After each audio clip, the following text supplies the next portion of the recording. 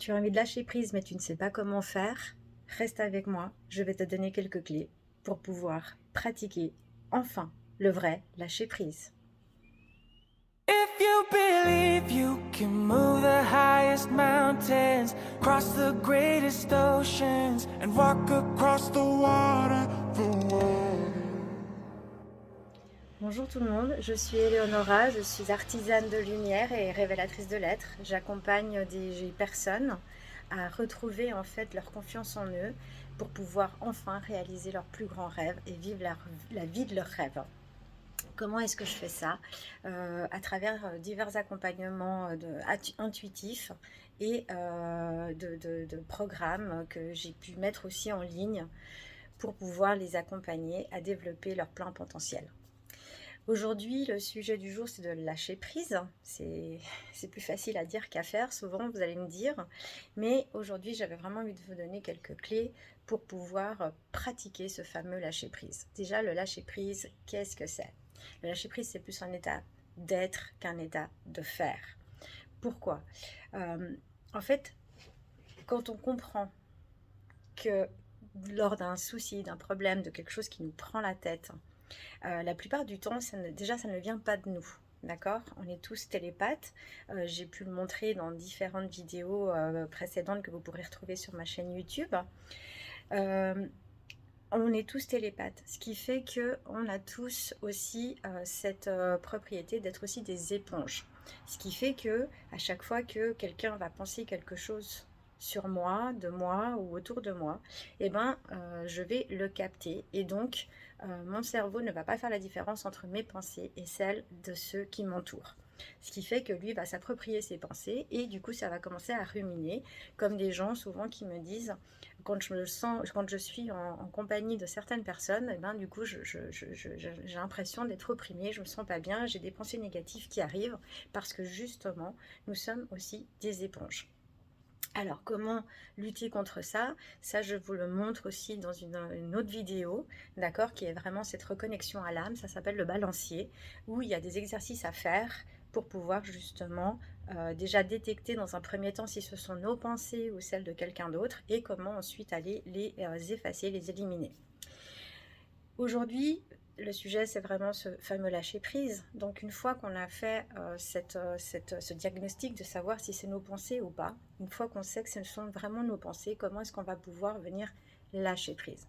Donc, dans un premier temps, pour les femmes surtout, ou les hommes aux cheveux longs, ce qui est simple, c'est que quand on a une idée vraiment qui vient nous spammer la tête, vraiment, hein, comme on dit, ça nous prend la tête.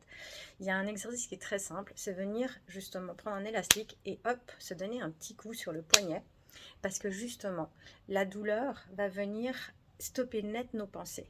D'accord? Alors, ne vous faites pas mal, attention, hein, c'est pas de l'automutilation, c'est vraiment d'y aller juste histoire de sortir de ses pensées, de revenir à l'instant présent. L'instant présent, c'est justement une des clés que nous allons voir tout à l'heure qui va nous permettre de pouvoir lâcher prise. La première clé, avant de lâcher prise, qu'est-ce que ça va être? Ça va être de prendre prise, de prendre le taureau par les cornes, de vraiment se poser, prendre le temps de dire ok, maintenant je fais face à cette situation et je l'analyse de fond en comble, de A à Z. Et j'en fais vraiment une histoire entre guillemets personnelle car je vais prendre le temps de voir en quoi ça m'impacte vraiment. La question qu'on va aussi venir se poser, c'est est-ce que dans 5 ans, dans 2 ans, dans 3 ans, peu importe, est-ce que dans mon futur, cette situation va encore m'impacter et va encore me prendre la tête? Déjà là, ça va nous permettre de relativiser, mais ça va surtout nous permettre de voir en face le problème, de ne plus repousser à plus tard, de ne plus nier justement et de faire ce déni de la réalité que nous sommes en train de vivre aujourd'hui. D'accord? Souvent, on va se prendre la tête pour des sujets qui appartiennent ou au passé ou au futur, mais très rarement à l'instant présent. Si vous avez des problèmes, par exemple, de finances, généralement, c'est pas dans l'instant T que ça va vous bouffer, ça sera plutôt à la fin du mois quand les factures vont arriver. Si vous avez des problèmes, des soucis au niveau du travail, hein, par exemple, eh bien, alors oui, ça va être à l'instant T, c'est sûr, mais généralement, la vie, elle aime bien nous offrir des cadeaux mal emballés, c'est ce que j'aime bien dire, mais qui généralement s'avèrent positifs après coup. Parce que combien d'entre vous ont été licenciés et puis droit derrière, ils ont trouvé le job de leur rêve, ou ça, une relation amoureuse s'est terminée et droit derrière, ils ont rencontré la femme ou l'homme de leur vie, et ainsi de suite.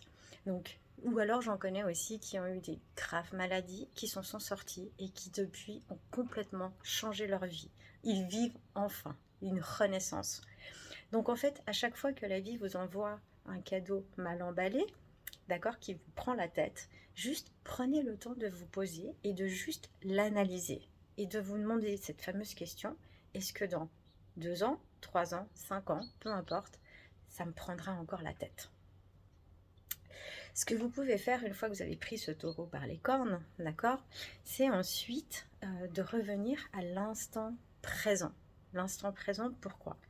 Parce que c'est là où vous allez pouvoir faire un bilan de en quoi je peux prendre acte et en quoi je dois lâcher prise, justement. Je dois laisser faire. Je dois non pas accepter. Ce n'est pas accepter, ce n'est pas baisser les bras et puis abdiquer. Ce n'est pas ça de lâcher prise.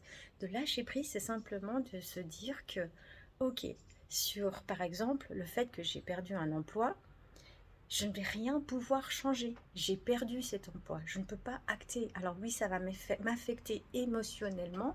Donc ça, c'est encore une autre étape. Ça va m'affecter émotionnellement. Donc c'est pas que il faut que ça vous prenne la tête. Là, la question, c'est surtout de dire quelle émotion ça fait ressortir en moi le fait d'avoir perdu cet emploi. Est-ce que c'est la confiance en moi? Est-ce que du coup je me sens dénigrée? Est-ce que je me sens moins capable? Quelle remise en question est-ce que ça provoque chez vous? D'accord? Et sur quoi vous pouvez acter? Par contre, sur le fait de retrouver ce travail-là, forcément, vous ne pourrez rien faire. Mais vous allez pouvoir vous remettre en question et acter sur certaines choses en disant, ok, qu'est-ce que je vais pouvoir moi changer, modifier pour que dans mon prochain job, cela ne se reproduise pas. Et c'est là où vous allez prendre le pouvoir de pouvoir changer les choses et non pas de les subir. Par contre, vous allez aussi accepter que vous ne pouvez pas tout contrôler. Je sais, vous allez me dire, l'être humain adore tout contrôler, avoir tout sous contrôle parce que justement ça rassure. Mais il y a certaines choses où il faut laisser faire la vie. La vie c'est, et juste s'en remettre à la vie, à vos croyances, peu importe, à Dieu, à qui vous voulez, mais juste oser demander de l'aide à plus grand que nous, à quelque chose qui nous dépasse, voilà, et puis peut-être à cette destinée qui est quand même là pour nous, et puis de dire, voilà, moi j'acte à mon niveau, est-ce que la vie peut acter à son niveau, en ma faveur, pour que tout se passe pour le mieux pour moi. Il faut être humble et oser aussi demander de l'aide. Donc ça, c'est aussi une des clés, c'est vraiment une fois qu'on a fait ce bilan, de se dire, ok, qu'est-ce que je peux faire? Une fois que vous avez fait des actions, vous avez pris des actions, et que vous voyez que tout seul ou toute seule, vous n'y arrivez pas, c'est au-delà de vos capacités aujourd'hui, c'est ok, n'hésitez pas à faire appel à quelqu'un pour qu'on puisse vous aider. Il y a une chose aussi que vous pouvez faire qui est vraiment un exercice que j'adore donner à mes clients et mes clientes parce qu'il est super efficace. Vous pouvez, c'est quelque chose que vous avez déjà expérimenté, j'en suis certaine, quand vous avez votre meilleur ami, votre enfant, votre mari, peu importe, quelqu'un de proche qui vient et qui vient se confier à vous parce qu'il a une problématique, est-ce que vous avez déjà remarqué que très souvent vous avez la solution? Vous avez en tout cas plusieurs mêmes solutions à lui proposer. Par contre, quand ça nous concerne, là on a juste la tête dans le problème et on ne voit plus aucune solution. On a l'impression que tout est fermé, qu'on est dans un tunnel complètement noir sans issue. Alors ce que vous allez pouvoir faire, vous allez pouvoir prendre du temps de nouveau pour vous. Et puis rentrer à l'intérieur de vous et justement mettre sur papier. Vous écrivez une lettre, comme si vous l'écriviez à votre meilleur ami qui n'est pas là, qui est loin, qui est à l'étranger, que vous vouliez vraiment lui partager ce que vous vivez à l'instant T. Et là, vous allez vraiment mettre toutes vos émotions, tout ce que vous ressentez face à cette problématique de l'instant. Et vous écrivez vraiment avec votre cœur, avec votre sincérité, votre authenticité, avec tout ce que vous ressentez dans l'instant T. Et vous mettez ça sur papier. Et je vous encourage à vous poster cette lettre. Vous allez poster cette lettre et vous allez vous l'envoyer. Une fois que vous avez fait cet acte, vous zappez, vous pensez complètement à autre chose, vous oubliez que vous avez envoyé cette lettre. Donc envoyez-la dans un courrier non prioritaire pour que le temps puisse passer avant de la recevoir. Le jour où vous allez recevoir cette lettre, je vous invite à vous mettre dans le rôle de « je suis le meilleur ami » parce qu'on est notre meilleur ami, nous sommes notre meilleur allié. Et ça, on a tendance à trop souvent l'oublier. Donc là, je vous invite à justement vous mettre à la place du meilleur ami ou de la meilleure amie.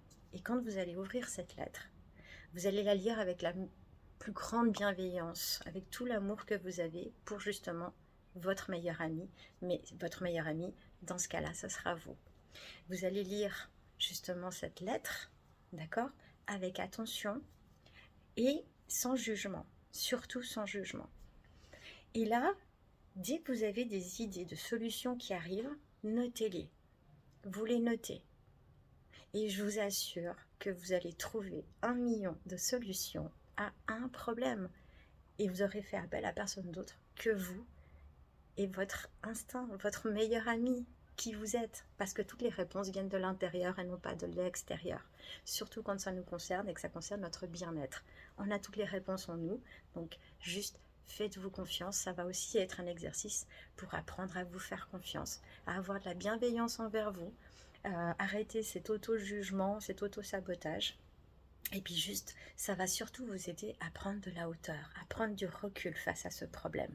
Et le fait de l'avoir vraiment mis sur papier, d'avoir tout déposé, vos ressentis, ça va vous aider justement à lâcher prise, à faire en sorte que, ok, j'en ai parlé, je me suis libérée de quelque chose. D'accord ? Ensuite, moi, ce que je vous invite vraiment à faire, une fois que vous avez fait tout ça, c'est de tous les jours, exercer le muscle du lâcher-prise. Hein, parce que c'est un muscle, il ne faut pas croire, c'est comme tout, c'est comme la confiance en soi, et tout ça, ce sont des muscles à travailler. Et vous répétez, j'acte pour ce que je peux faire. Et je lâche pour ce qui me dépasse. Et c'est ok, c'est ok. Vraiment, je prends acte pour tout ce que moi, en tant qu'humaine, je peux faire. Et pour le reste, je fais confiance à la vie. Je m'en remets à la vie. Je lui fais confiance. Par contre, j'ose lui demander de venir m'aider. Je vous assure que déjà, juste ça, juste ces petites clés que je viens de vous donner, vont changer énormément de choses. Ça va venir vous calmer, ça va venir vous en apprendre beaucoup sur vous-même, sur vos émotions, comment les gérer, et puis surtout au niveau de la confiance et de l'estime de soi et de la prise d'action. Quelles sont mes prises d'action? Quelle est ma marge de prise d'action? Et qu'est-ce que je peux lâcher, tout simplement? Voilà, donc si cette vidéo vous a plu, je vous invite à liker, à vous abonner et puis surtout à la partager si ça peut aider des gens que vous connaissez qui sont dans un état de justement non lâcher prise, afin de les accompagner à pouvoir lâcher prise de façon simple, saine et surtout bienveillante. Voilà, donc je vous retrouve dans des prochaines vidéos pour d'autres conseils, d'autres clés, et puis en attendant, prenez soin de vous et puis je vous dis à bientôt.